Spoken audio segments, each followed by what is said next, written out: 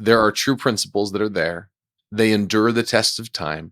They transcend all barriers that we try to put on it, work, business, family, all those different things. The principles transcend everything.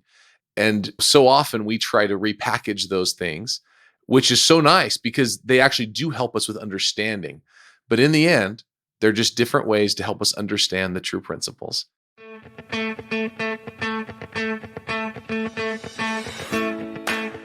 I'm Clint Hoops, and this is the Unrivaled Man podcast. The Unrivaled Man is where we help businessmen like you be the unrivaled leader in their work and home. We're revealing the perspective you've been missing to upgrade your identity and become better husbands, fathers, family men, and business owners. Let's get started.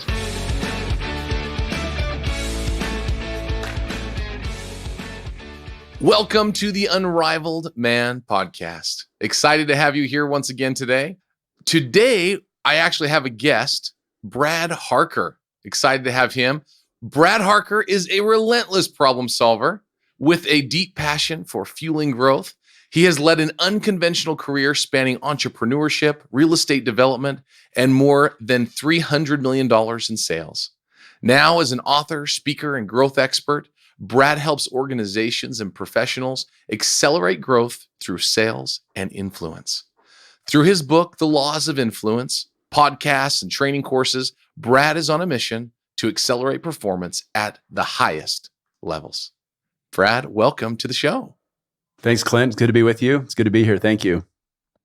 Brad and I, we have known each other for several years, went back and forth, and I've tried to coordinate. We've just meant to have you on the podcast for quite some time. And finally, we got together. So excited to have you. Yeah, it's funny. When you called me, I've been thinking about you for a number of days. And I love how that happens. Like it's organic and the timing was just right. So that's awesome. Really honored to be here and excited to connect with your audience with you. So thank you. Yeah, it's funny how things in life just work out that way. I mean, I remember when Brad and I first connected, it was funny, same kind of way. It just kind of worked out the way it was supposed to. And really, I know a lot of things like that are that way in life. Like it said in your bio, you've had kind of an unconventional career path. And I would love for my audience to kind of get a feel for a little bit more kind of your story. Cool. Well, I'd love to share it. It's funny. I think entrepreneurship for me would be a good word to describe. My dad was a dentist. I was raised in Canada and always just had this very independent, very future-oriented bug in me. So I was running landscaping businesses growing up, shoveling walks. And I think my start, I actually went to school in the US and I'm actually a citizen of both countries now, but I got into summer sales just right after getting married. And that was fun because I didn't have to deal with all the running a landscape construction company was overwhelming. And there's just a lot, right? And it was nice to just show up and go and sell.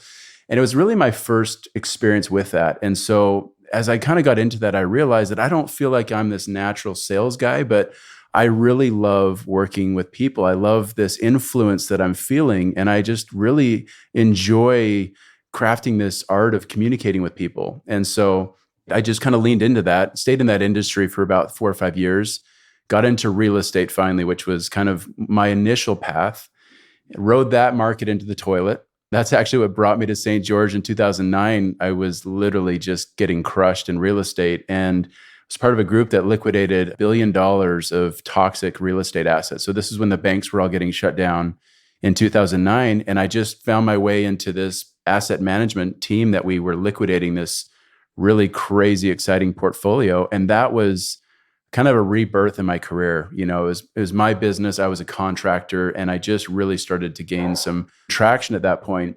And after that, I just actually did a few real estate developments, kind of stayed in real estate, and then kind of hit this point, Clint, where I just said, I miss people. I need people in my life. I need to be coaching and mentoring people.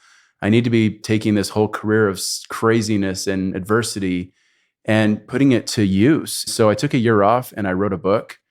And that book is The Laws of Influence. I brought a copy here. So anyways, that's the book. Wrote that and then figured I'm going all in on a consulting business and quickly got scooped up by a software company here in St. George and spent about 5.5 years there, which is kind of the trick. If I consult with somebody, I often would get hired.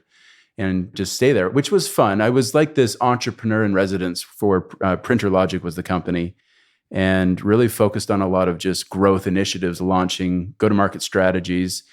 And then 2 years ago, almost to the day, I left and really finally went all in on just the coaching side of things, working with organizations to really figure out like where is the roadblocks, where are the growth opportunities, and really kind of dissecting that and then fueling and putting in strategies to help these companies take off. That's really when my career took off as well. And so it's been a lot of fun coaching, executives, coaching companies, working with individuals, really just focused on how do we propel and accelerate growth, which is really just kind of what my last 20 years of my career have been, is just this laboratory, this incubator of how do I prepare to be ready to help these organizations take it to the next level. And here we are. So it's been a kind of a rocket ship in the last couple of years. It's been a lot of fun. Like I mentioned earlier, Brad and I have known each other for several years, so it's been kind of fun as we've kind of watched others' careers go back and forth and change and morph, and it's a lot of fun to see where the world takes us and how we keep coming back to the same types of things, right? And I love it because one of the things you said in your stories is about the art of communicating, and I love that. That's actually one thing where Brad is a fantastic communicator, and you can tell that every part of your career has came back to that, it seems, in helping communicate offers, communicate different things, and communicate with people. So I love it. Yeah, 100%. It's funny. You can't hide from your passions. You really have to go to great lengths to suppress your calling in your life. And if you just lean into it, even if it's terrifying, it's amazing just how rewarding it can be. It's just different, it's a different feeling and it's a different level of experience and success. But I think a lot of people hide from that, or they're scared of it and never really open the door to it. We all know it's knocking. So during this time of your life, as you've transitioned into different careers and different focuses, how have you been able to manage that from a family perspective? I mean, you've been incredibly successful, had a lot of success, and often that success does come with a lot of mental commitments, time commitments. How have you been able to manage that with your family? Yeah, that's a awesome question. And it's funny. I think if we all tried to script, like, true story, as a kid, I wanted to be a fighter pilot. Probably like, oh, awesome. I don't know what that was. I figured Top Gun was just this cool thing that anybody could go and do, right? So that was always my dream, is I wanted to be a fighter pilot. And I had the worst eyes, and I was Canadian and massive ADD. It was never going to happen, but it sounded like a great idea. And it's just so funny how idealistic we were, and then just how when reality really hits you, just how much that evolves. I feel very fortunate that I've been able to stay in my lane, or at least kind of hone in and clarify my lane. But there's no question that the impact of family is significant, right? And when you add in not just, I have 4 kids, and we have an awesome story of how we've brought all these kids to our family and the way that's all come together, and been married for 20 years. And so there's no question that in and of itself is a major segment of life to balance and to manage. But when you add just illness and sickness and adversity and just unforeseen challenges into those dynamics, there's really honestly been a lot of times where I felt like I've had to put my career on hold or really slow it down to provide that balance. I remember one person saying once that he never missed one of his kids' soccer games. I know that's almost impossible to do, but I really valued that. And I've tried to always be at events and prioritize my family. My dream, honestly, is to have my kids be a part of my companies and work with me in various capacities, but it's thrown more wrenches in it than it's been a balance, I think, honestly. So it's a trick for sure, but I think you have to just decide what matters most to me, this company and this growth, or my family. And I think when you make that decision, priorities naturally fall into place. At least they're easier to correct. Yeah. When I think about the title of your book, The Laws of Influence, which is a fantastic book, by the way, and we'll have links to all of these things in the show notes. When I think of influence, and I think of influence at work, and I think of influence at home, you speaking about your children and your efforts to impact them, I just can't help but think of the term influence, right? And what type of influence that you're having on them, and that really in turn has the influence on yourself and how you show up with your clients and with your companies that I can't help but see in your life and others' lives that it just makes you better all the way around. It's an interesting point because I actually see like there's consistent dynamics that I see in business, I see it in personal coaching, and I see it in raising family, right? Like we all have, every individual, every company, we all have a distinct purpose, calling, right? Call it almost like an endowment, like what is our highest and best use? And I view my kids in the same way that I would view a company, which is what is this purpose? Like what is the ultimate version of this organization or this person?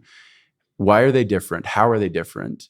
And how do you lead and inspire or influence the fulfillment of that potential, right? That is parenting, that's business coaching, that's executive or personal one-on-one coaching.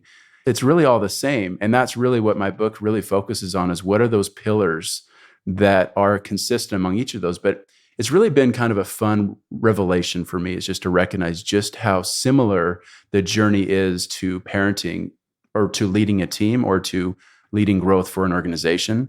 To me, it's really built on similar principles. So it makes it fun to look at your kids almost like little startups, like what's your business? What are you going to become? What are you going to do? What is your life going to look like? And how can I facilitate that? And it's a fun dynamic that I think makes parenting, it's already challenging, but it makes it really kind of fun too. I like the analogy to startups. That's actually kind of fun because each one is almost they're a different target market, so to speak, right? So each one is a different market. And I mean, I look at my kids, I have 6 children, and I look at each one of them, even the one that's only 12, 13 months old, right? She's little, but they all have such a unique personality. I almost forget that every time we've had a child. The new one comes and they hit about a year old and you really see their personality start to come out. And I almost forget how young that happens every time, how it's within them. And the way that you motivate, inspire, and help to teach each one of them, I mean, it is so different. It's pretty crazy sometimes when I'll be speaking with one child and I'll try to say that, teach something in the same way or help another child in the same way, and they completely shut off, where the other one just loved it. And it's an interesting thing. Well, and honestly, like you can talk about like love languages and different, modalities of communication, but at the core, just what you just mentioned, like not even personality, but like temperament, your innate inborn traits as an individual can be very different across families. And our entire society is really built around just how do we ram all the cattle through the same gates, plug them into the same machines and do the same things over? And that's not how we are. And I think even in perception of just, in viewing people around us, we expect this mold that is familiar to us. But when you really kind of embrace the authenticity and the differences of even children within one family, much less a neighborhood, you start to really experience this conflict because you're like, yeah, there's no way that these can all be raised and plugged into the same system and expect for it to work. But they all have different contributions to make. They all have different superpowers. And we need a better system to reach them at their levels and promote them and build them at their levels, which kind of going back to that entrepreneurship is like, it needs a different set of instructions or tools to help it realize its potential. And I think we fundamentally miss that in society. But I love that you recognize that because I think it's a great hallmark of great parenting and leadership. It's an interesting thing as you start taking it to your work life and leading people. I know a lot of my clients that I coach end up trying to lead their people in much the same way, right? They think, hey, I'm the leader of the organization. It's my organization.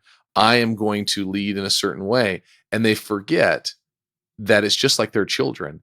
Their organization is filled with individuals with different desires and passions for things and different vision. They see the vision that you think you've expressed so clearly. They see it a lot different. And you have to go through that. So as you work with companies and you encounter that with your clients, what observations do you see? What things do you see come up the most where people struggle? I think Aristotle said it, right? Knowing thyself is the beginning of all wisdom, right? So I think that's number one. And what I probably look for most and first, in fact, when I interview somebody, or if I'm, even kind of, let's just pretend I'm advising a client on even how to build a team, or I'm interviewing and building my own team, the traits that I look for in a great hire, a great fit, are usually not traditional. I don't look for someone with a ton of experience necessarily. I look for humility. I look for presence. but I really seek for alignment. And this, I think, is my answer to your question. And what I mean by that is I usually ask a question like, what are you doing in 5 years? Like, if you could script it, what would you like your job or your profession to look like in 5 years? And it's interesting because sometimes you get the answer, I have no idea. Sometimes they're going to say, oh, I want to be here and I want to be leading somewhere in this business. But then I'll dig a little bit. I say, tell me about that. Like, what are you doing? Like, what is the ultimate career path for you? And what I'm looking for is, yeah, it's nice when they have direction, but what I'm really looking for is alignment with what they're doing and why the role that they're going to be in. Because that intrinsic motivation that comes from feeling like you did maybe in college, right? Like, I'm paying money to be here. It feels like I'm waiting to really kind of go, but I recognize the value of what I'm learning. Or jobs that we took where we didn't make very much money, but we just felt like we were progressing at a really rapid rate. That is powerful. And I love that alignment. And that's really what I look for, is that alignment to really get a team motivated. Am I individually aligned in my role with what I'm doing or where I want to be doing? And then as a team, are we aligned in terms of what our objective is as a team, or are we unified in what we're trying to accomplish together? So unity, I think, or alignment is probably my big word I would say for that, is making sure and asking the right questions to know that, yeah, not just that you need a job and you want a job, but is this the right job for you? Because I think so often we get people that get out of alignment with what they do every day. It either doesn't align with their purpose and their temperament, or it just isn't really motivating to them because it's not the path that they should be on, even if they don't even recognize it yet. So that, to me, I think is a really important part of creating effective teams. I love that, the alignment with your people. And I'm telling you, that's where getting the right people is such a big deal. Like you're saying, on the front end in the hiring process, because if you don't have them, the right people on the front end, you're never going to have the alignment. I think of Patrick Lencioni. He said that when you're searching for employees, you need to find employees that are humble, hungry, and kind. And that's always stuck out to me when I've been interviewing. I'm like, I need people that are humble, hungry, and kind. And you can interpret that any way you'd like. But when people are humble and teachable, when they're hungry and excited about growth, it doesn't mean that they are desperate. It just means that they're excited. They want to see something new. And then kind, which is that just a kind person. Man, you can go a long way with people like that in towards alignment. Which is why if you're right out of college, I'm okay with that, because if you embody those 3 characteristics, I can teach you how to sell. I can teach you how to operate. I can teach you the tools and the processes and the systems, but I can't change who you are and what you aspire to. That's going to come from you. And so, yeah, I love that. That's a great book, by the way. Every one of his books is awesome. Yeah, they're fantastic. Yeah, good stories that are simple to see. He models people that have those characteristics, and it's a fun thing. Well, I love it. These are some great things. I love this. As we keep going here, I just wondering what's getting you excited right now in your business or life? What are you excited about? What gets me excited is alignment. I think I'm sure a lot of your listeners can probably relate to just phases of or stages of alignment in your personal life, right? Like, do I really wake up and am I excited about what I do? And I think for me, especially as I was coaching a lot of people, I think this even, in the conversations that we were having a while ago, when we were talking about the shift that you were making, and I don't know if the listeners have any context for that, but I'll leave it at that. You can fill in any gaps you want to. But I remember feeling even a bit hypocritical at the time, because I'm working with you and we're having these awesome conversations, but I was kind of hypocritically not stepping fully into what I knew I should be doing. And it actually created some interesting resolve in me of just saying, I really need to get aggressive about that last piece to truly go all in on something. And I mean, it was probably a couple of years later, but for me, like really leaning into this idea of coaching, and not so much like I've been doing that coaching for a long time, but that becoming the full extent of my business, where I don't work for somebody that I'm literally contributing 80, 90% of my effort to their business. I'm building my business, my dream, right? A dream I've had for decades. And that has been a really important shift. And I've worked for myself in the past, but to really kind of recognize what will be the last business I ever start is the business that I've created.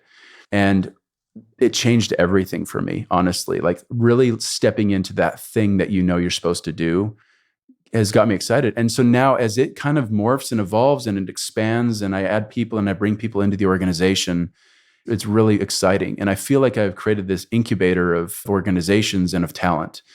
I have these amazing people that come in that want to be a part of it, or they want to work with us or align with us. And then we plug these into our companies that we're also working with and advising. And as we kind of synergize all of this together, it just creates this brilliant incubator of talent and of growth. And every day is a bit different, but every conversation is different. But every bit of it just pulls from everything I've been working on for my entire life, my entire career, and is allowing me to be that catalyst, to be that creator that I've always wanted to be. And so, yeah, that's what's got me excited. I love what I do. I really do. And I really enjoy the process of helping other people thrive in what they should be doing, what they love to do. It doesn't seem fair, actually. Yeah, it's tough. When you see people, that's one thing. It's funny. Like I said, you and I have had very similar paths where we've ran companies, done different things that way, and just slowly came back to where we feel like our passion is and where we belong.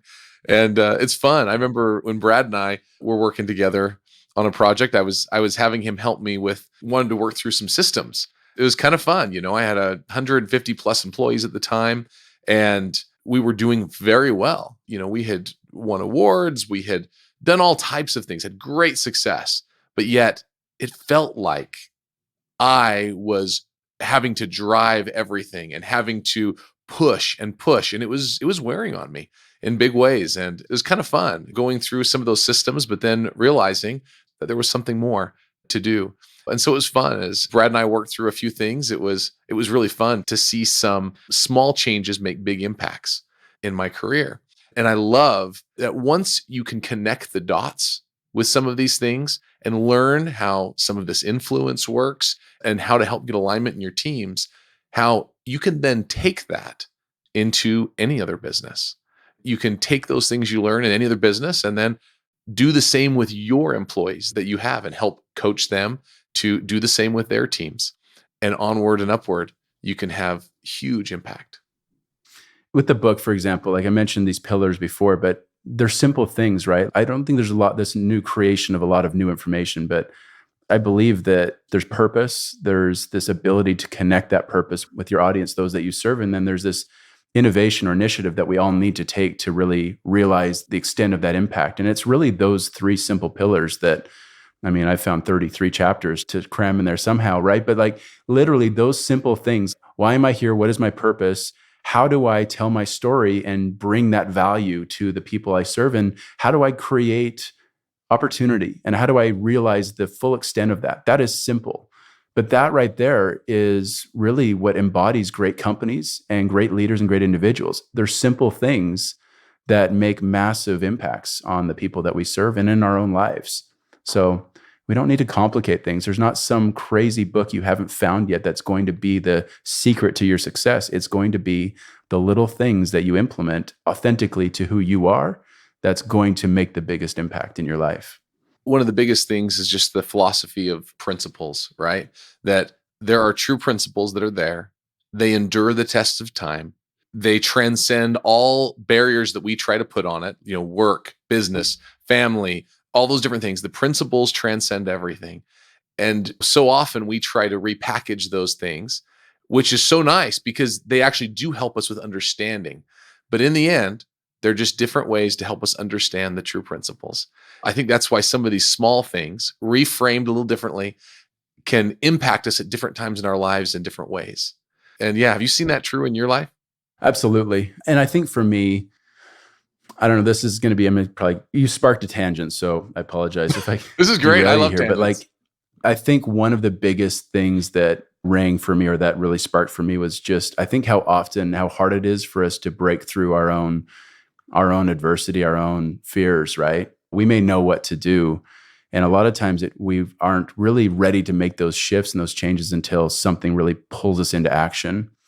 And for me, I think just playing small has been a big part of talking about little things, right? Like playing small has really plagued me in a lot of ways. And I can look back and say, I'm grateful for all the experience I had in adversity. But I think sometimes we play small or we hedge a little bit because It's terrifying to go all in on something. It's terrifying to feel vulnerable. It's terrifying to face rejection or failure. But that's really what I think for me, and really what has made the biggest impact for me, is getting to that point where I just don't care.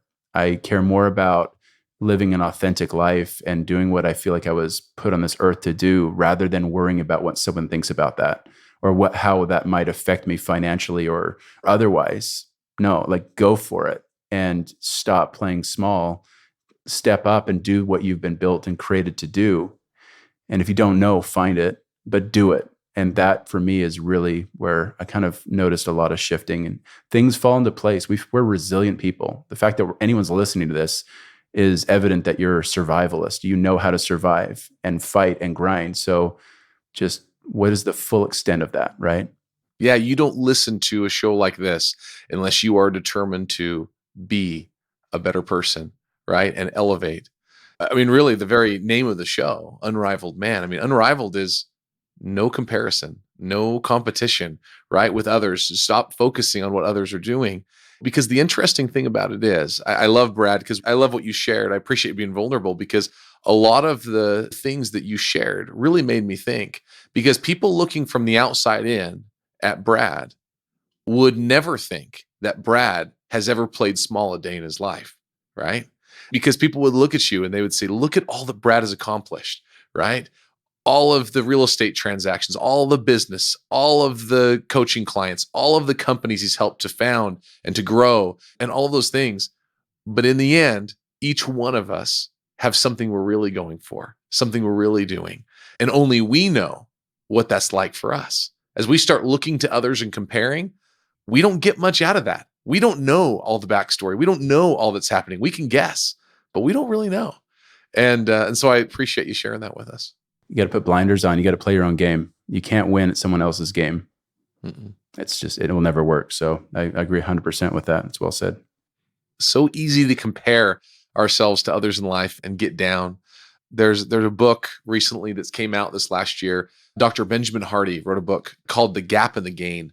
And he wrote it with Dan Sullivan, he's kind of a famous guy in the industry for coaching entrepreneurs. And I love the philosophy of gap and the gain, in that he's helping us realize to not constantly measure ourselves against some ideal, this perfection, right? This perfection that's in front of us that we're not going to be able to reach necessarily. We need to focus and decide what we want to become to help inspire us so that we can make better decisions now. But we can't let the gap between who we are now and who we want to be paralyze us and make it so that we get down on ourselves. We need to look at who we were and how far we've come, right? Look back and measure backward is where the real power comes from. And so I like that principle. It just felt like what we're talking about really connected to that, in that as we're looking, making sure that we're measuring the right way, in a way that will help propel us forward instead of stop us. Well, and an interesting thought to that. I mean, if you were to ask most people, what do you want in your life?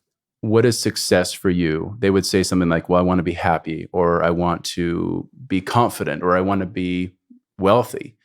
And what's so interesting is every one of those are mindsets, actually. They're not real things. To be confident, it's a comparative metric. Confident compared to what? I mean, or wealthy compared to what? You could make $10 million this year, and in someone's lens, that's obscenely successful. In someone else's lens, that's like a bad year. It's a down year for them, right? So being that it's a state of mind, it's so interesting. Like, why spend all this energy comparing to things, to highlight reels, and really just look inside? Like, if you want to be confident, just do it. Like, think of a time in your life where you felt incredibly confident, or incredibly happy, or incredibly successful, and literally spend time recreating that experience in your mind. And you'll notice that you'll create the same physiological response. You will feel different because you're responding to an event.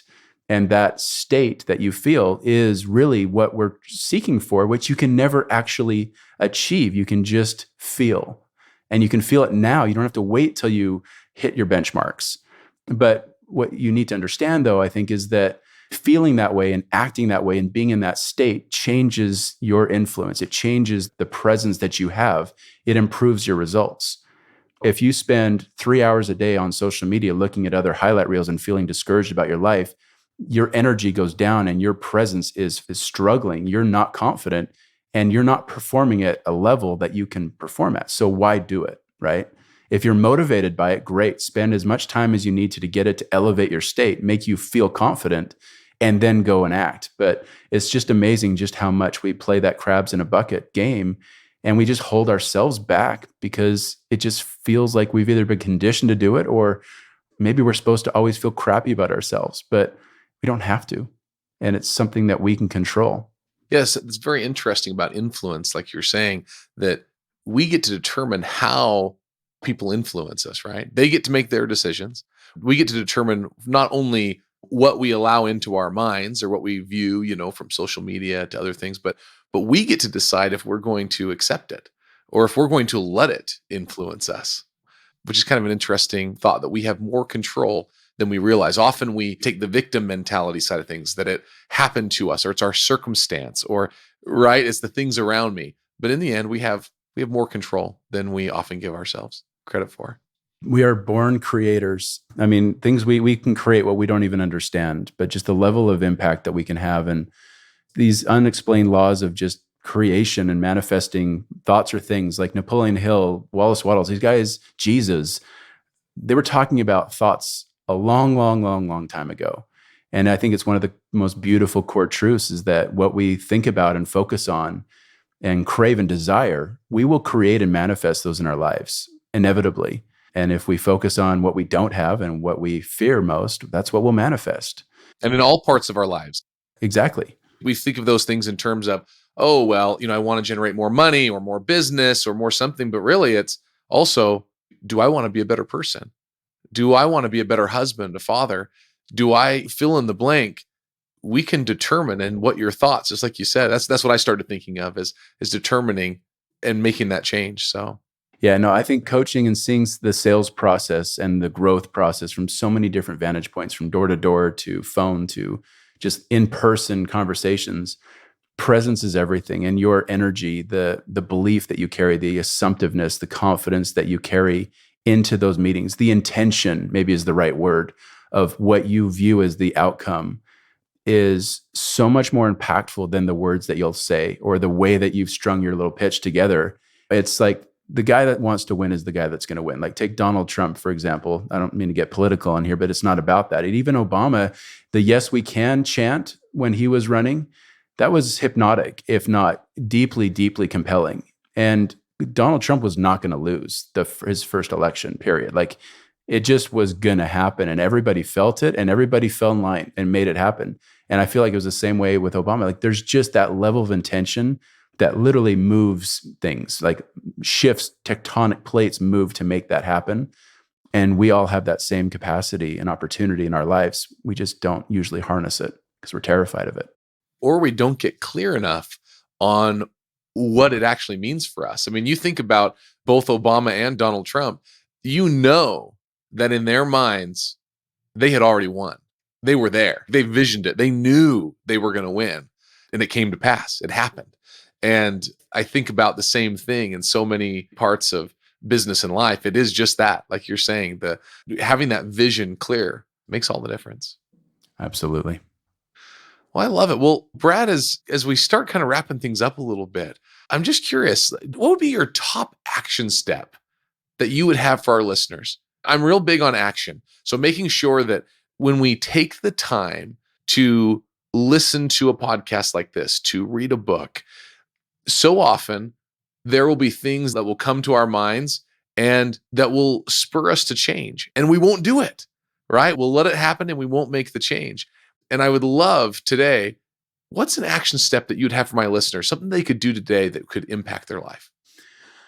I've been thinking about that. And I think just the theme of today's discussion lends itself really well to this topic. But I kind of want to share a quick model and then I'll tell you what I would do. Because I think, well, to prep you, what I'm going to invite you to do is to get introspective. Because I think a lot of times we get into these motions, we kind of get into a system and into a process. And we sometimes need to get out of the trees, see the forest again, and just make sure, are we still on track? I've got a neighbor that flies for Southwest, and someone's made this quote about how often a plane is off track. And it's like 99% of the time, the plane is actually going in the wrong direction.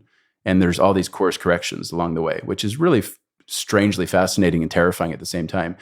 And what I've learned, and actually a guy named Earl Nightingale, a long time ago, he had this talk that he did. It was called The Strangest Secret. And he talked that success is the progressive realization of a worthy ideal. In other words, success isn't an achievement. It's progressive realizations of a worthy ideal. So in other words, making progress or momentum towards the things that we care about or the things that matter most to us. That's happiness. It lives in the journey, not in the destination, which we've heard. So I think so often, I think course correction is the order of the day, always. And especially when we're in like a recession and kind of a shift like we are in right now, are you still dialed in? So here's the question. The question is, if you knew you couldn't fail, what would you do? And let's take this from a career or like a leadership standpoint.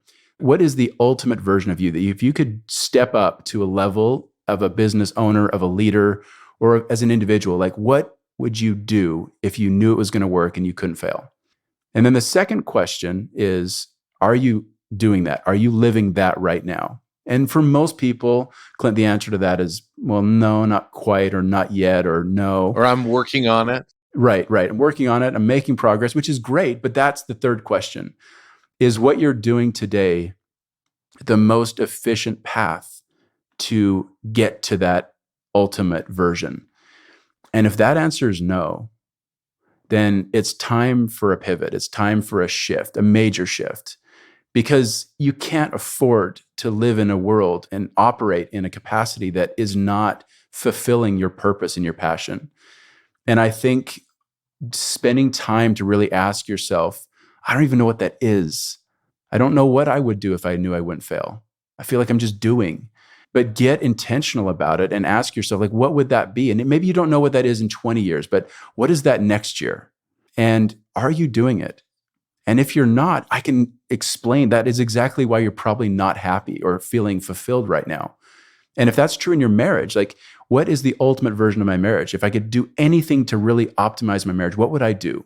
And am I doing that? No. Am I making steps to get there? Are we in coaching together? Are we listening to experts on marriage, right? Like, pick your lane and ask those questions. Is this what I'm doing? Is this the ultimate version of me? And it probably isn't for most people, which is fine.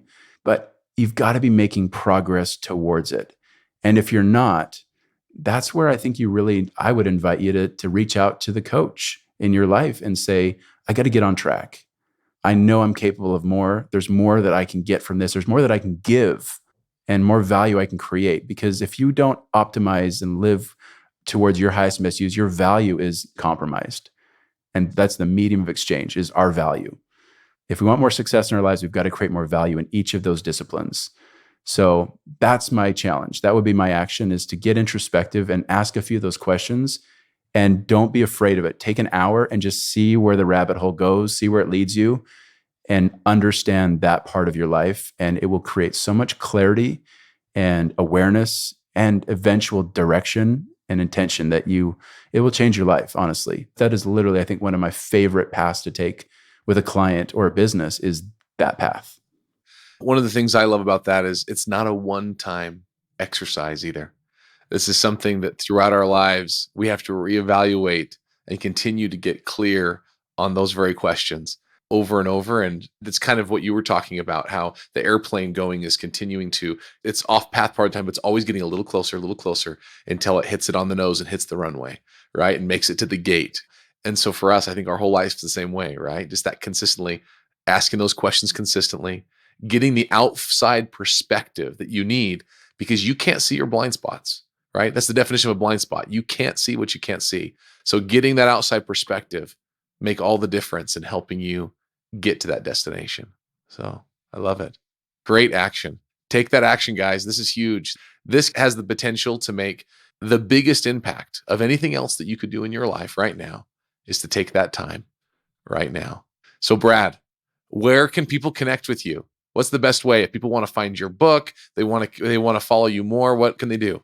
bradharker.com is probably the best hub for that. You can kind of link into, we've got a number of different courses and just different ways. But honestly, for me, I love real. I love live. And so a lot of times if a company is looking for growth, I don't want to just try and do it all through a funnel online. Like, I want to get on the phone or I want to get on a Zoom and talk. So my website's the best path to connect with me, or brad@bradharker.com, whatever that is. But yeah, if there's something that hits you, I'm always happy to chat, even if it's just give you some advice and that's it. There's no strings attached for me. I just here to add value. And so, but that's a great way to get connected. The book's on Audible and you can buy it on my website as well. Brad, thank you. We're going to put all those links in the show notes as well, so you can find Brad. Brad, as always, pleasure having you here today. Clint, thank you so much for the invitation. And for everybody listening, yeah, just really honored to be with all of you today. So thank you. Thank you. Until next week. Thanks for joining me on this week's episode of the Unrivaled Man Podcast. I'm Clint Hoops, and if this show has impacted you, please share it with a friend or leave a review on Apple Podcasts.